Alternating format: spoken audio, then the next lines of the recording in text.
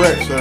Yes, we will make sure we have all the widgets to your business in the correct amount of time. Yes, sir. You quit it. Thank you, sir. It's not necessary, but thank you. All right, you get on up out of here. All right, bye-bye. It's a good guy. Who was that? Oh, that was a potential investor in bkjackson.com, and I'm just trying to do my part to make sure that we're the best we can possibly be. So BK, you're looking kind of snazzy today. You don't have your traditional swag, is it? Well, Jonathan, I'm sensing a little tone there, and I can just tell that it's just because you don't understand what it's like to be professional. These are professional swag clothes, and I just want to do my part to impress the boss at bkjackson.com, because I understand that only the best and most professional productions make it and make the cut. You want to impress the boss at bkjackson.com. You say it like that, bkjackson.com, right? Yeah, so the boss would be... BK Jackson, yeah. Calm down a little bit. I'm just making a fool out of myself on it. Here. It happens. Roll the theme music.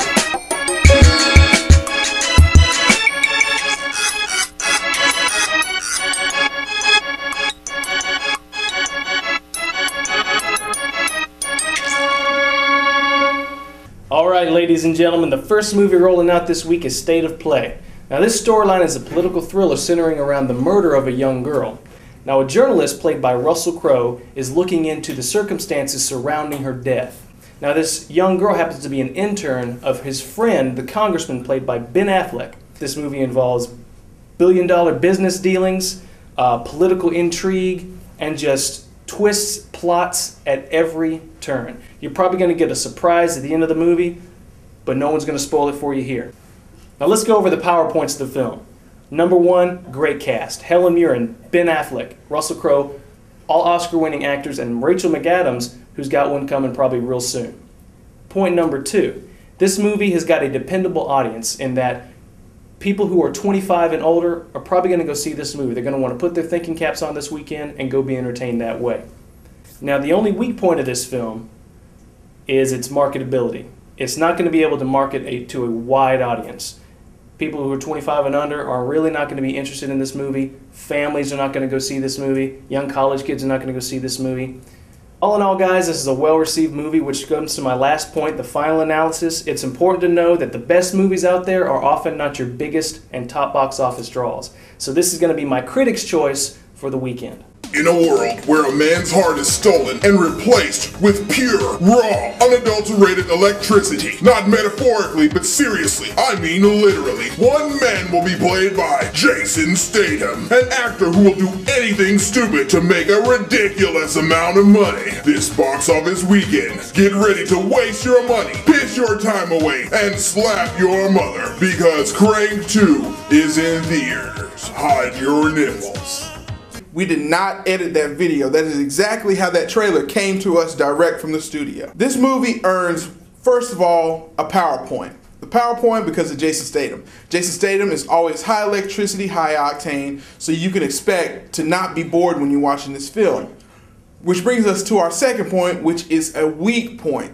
And the weak point is Jason Statham. That's right. Even though he is a power player, he's very predictable because he does the same thing. And because he's willing to do anything to make money, you can expect anything to happen. And anything means possibly bad as well.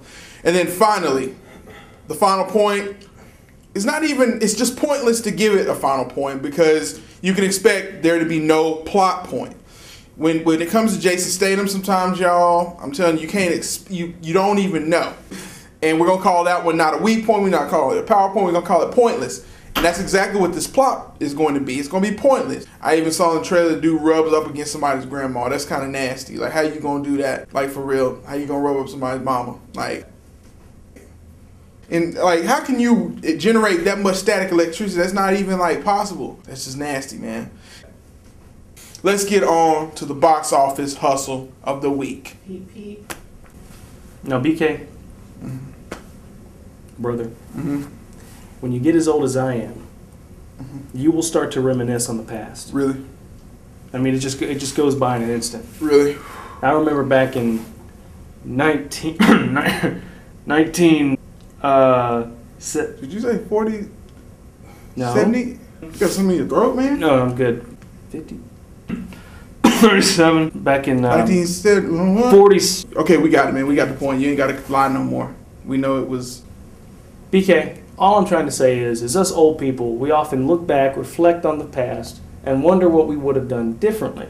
Which leads us to our final film for the weekend, 17 Again. Oh, okay, I get your point. Okay. Right. Because, see, in that movie, Matt Perry, he basically plays this guy who always wonders what would have happened if he had actually got to be 17 again, because that's was his good days. He was the big guy on campus, probably like Jonathan used to be, the nice, sunshiny, beautiful type of dude that you see on campus and just hate. And not talking about your belly and talking about how you fat, because he was always hating on you. And how BK can't never do nothing. The old guy gets a chance to go back and figure out what he would have done, except his wish backfires on him, and he does become 17 again, but it's in his old time, which means he has to go back to high school and actually attend high school with his own kids. Isn't that kind of messed up? So, you know, it's a feel-good kind of family film, and it's also a breakthrough for Zac Efron, who plays the young version. It's Efron. Efron. How come y'all ain't tell me that? Y'all supposed to tell me. What is it about those Zacs anyway? What is that? I don't know. I don't know what it is. I mean, it's something about Zacs in high school. They just kind of run things. And Zac, he's basically our first PowerPoint for this film. Zac hasn't really been in any serious films. I mean, yes, he's been in the High School Musical series, which only one of them actually made it to the silver screen. So this is his real first role outside of the Disney Channel, and so people are really expecting big things from him. He's going to be a big audience along with him. PowerPoint number 2, guys, it's got a great ensemble cast. In particular, it's got Matthew Perry for all you Friends fans out there. And finally, guys, PowerPoint number 3. This film is a remix. In other words, it has a lot of undertones and themes that have been done in the past. That's exactly right. Like, for instance, like the Nutty Professor. In the original Nutty Professor, it had nothing to do with a fat black dude at a kitchen table farting. It was more actually like Flubber, which was also a remake. And you can't forget about 13 going on 30, Freaky Friday, Herbie, Fully Loaded. BK, the point I think we're going to try to make here is once you reboot the idea of the film, it does a whole lot better financially. That's dope. He said it good. Right. Okay.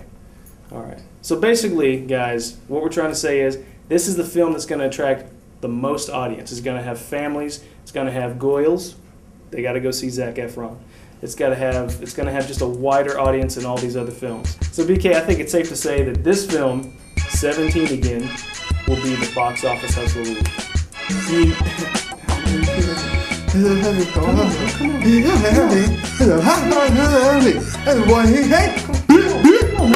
I'm wasting food. So BK, I think it's safe to say that this film, 17 Again, will be our box office hustle of the week. So can we officially bless the movie? Hello, Julius! This film has been blessed by me. And you know what that means. It's the box office hustle of the week. It's your boy BK and Jonathan Barron. We'll see you next week.